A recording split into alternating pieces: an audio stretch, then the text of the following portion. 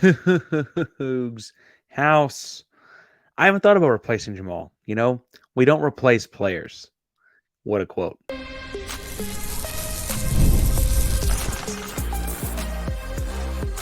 You are Locked On Cougs, your daily podcast on the Houston Cougars, part of the Locked On Podcast Network, your team every day.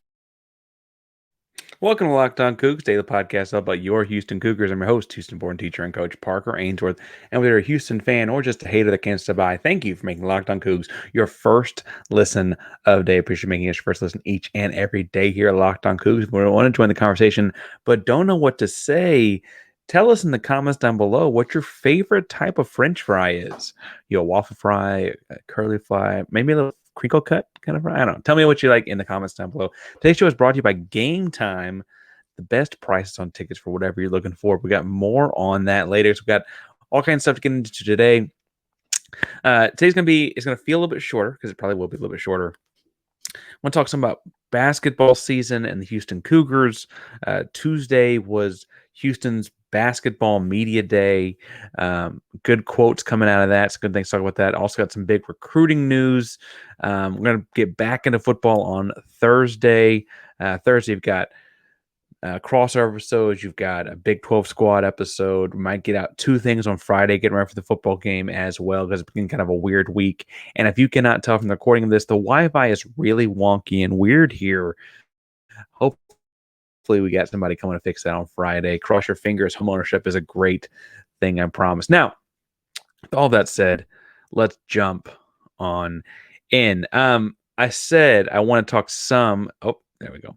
Speaking of Wi-Fi, I said I want to talk some about Media Day. I want to kind of highlight one quote that's kind of long, but I really want to use it to kind of like guide how we look at this Houston Cougar men's basketball season all year long. Now, Houston entered the year ranked 4th in the AP poll, 2nd of the Big 12, number 1 in KenPom and a handful of other analytics. And honestly, I almost feel like they're still somehow underrated. And I believe, anyway, I'm not going to get, Kelvin got asked about replacing Jamal Shead. Jamal Shead was everything last year, All-American, Big 12 Player of the Year, Defense Player of the Big 12, Defense Player of the Year nationally.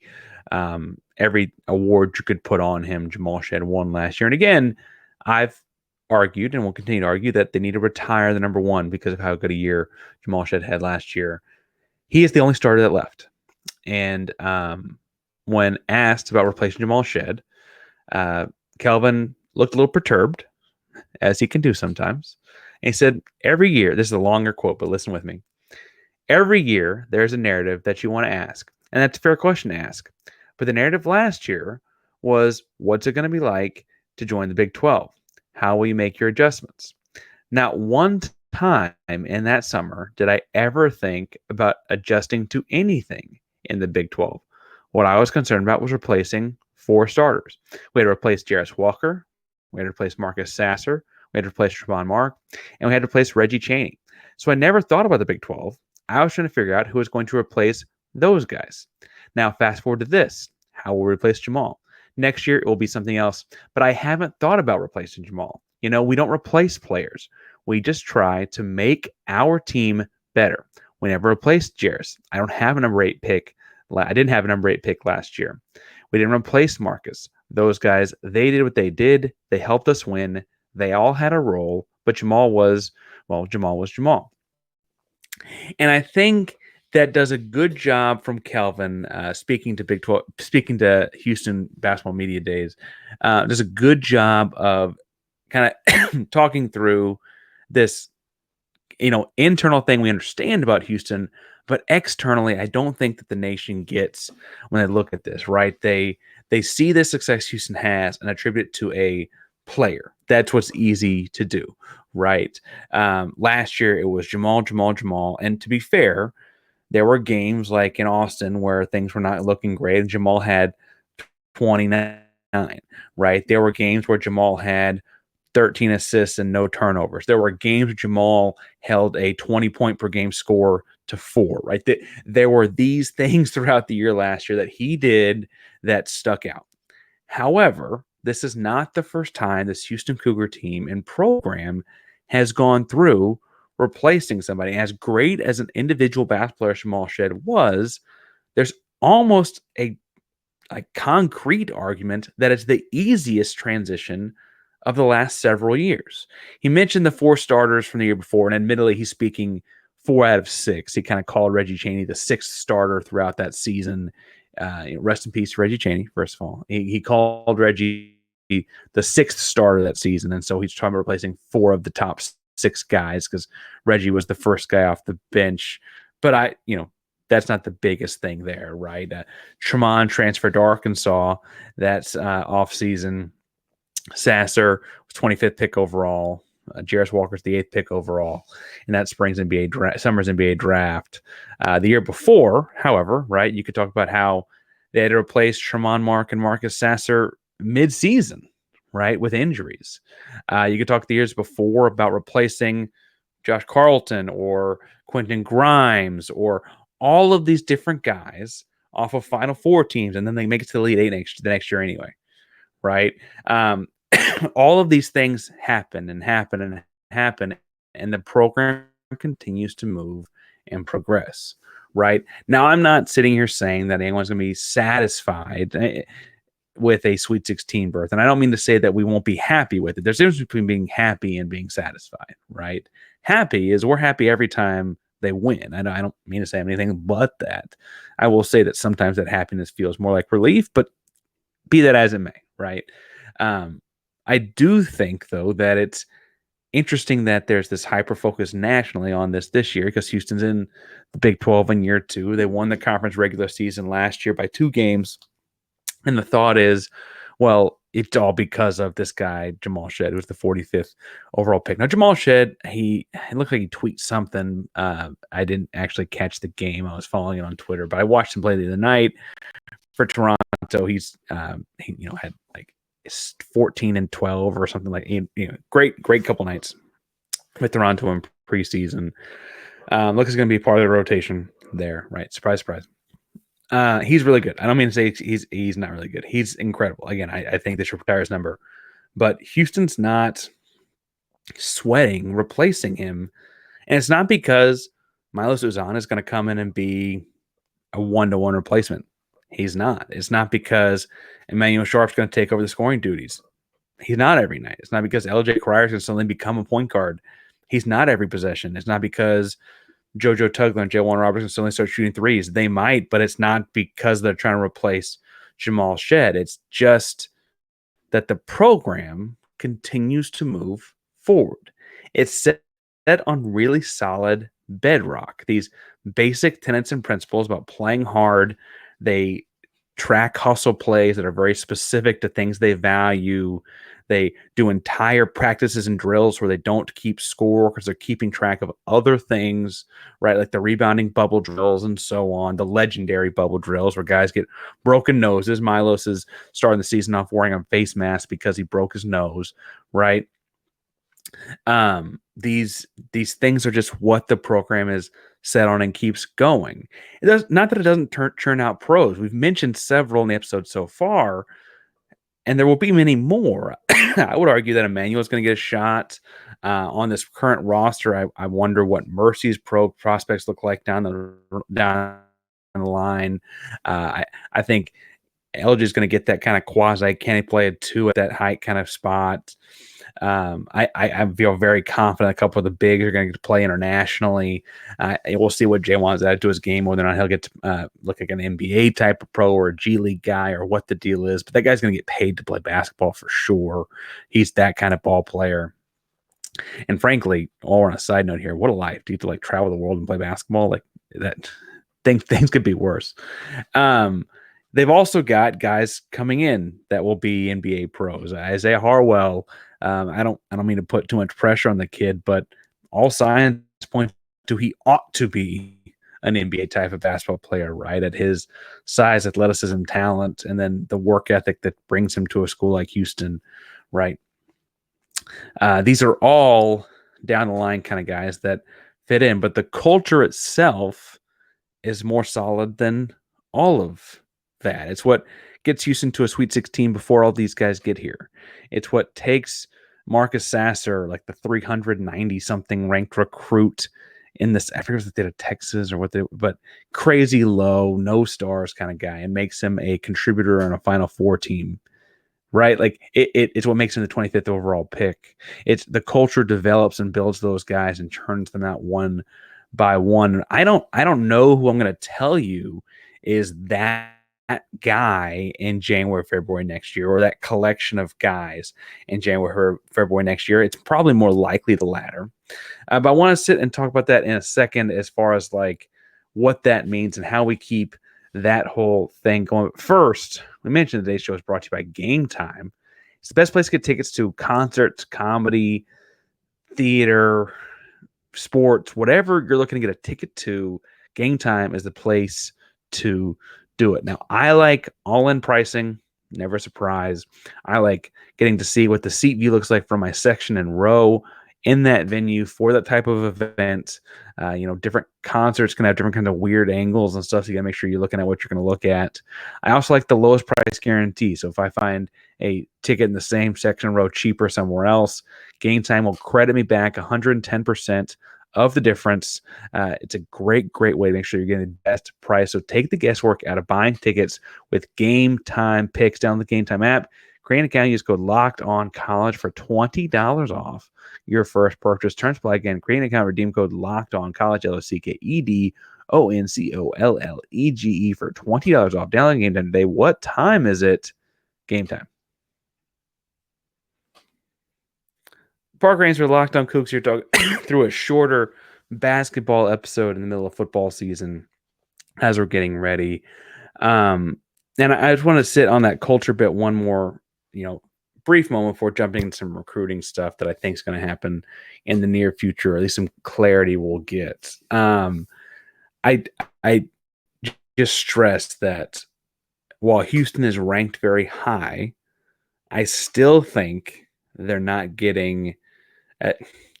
I don't know how many teams could spend a chunk of the season number one overall, lose a couple guys to injury during and into tournaments, return all but one key piece of the first seven, get a transfer in from a Power 4 school that started for 2 years there, get 2 top 75 recruits in the country, and actually not be number one overall. Right. I understand that Kansas brought in transfers. I understand, UConn's back to back, and they've got a great culture there too. I'm no hating on UConn on this end.